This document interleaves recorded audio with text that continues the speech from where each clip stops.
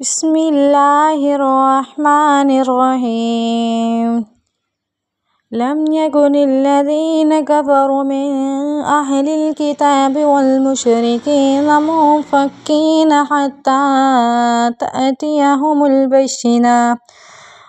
رسول من الله يتلو صحفا مطهرة فيها كتب قيمة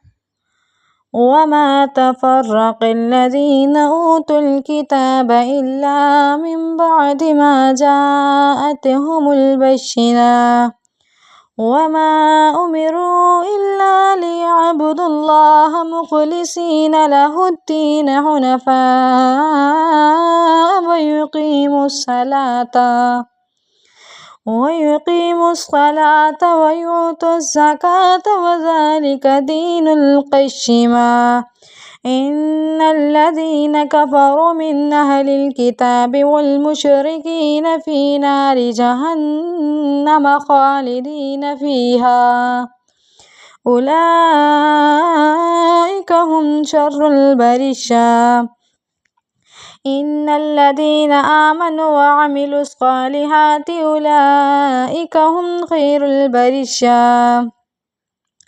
جزاؤهم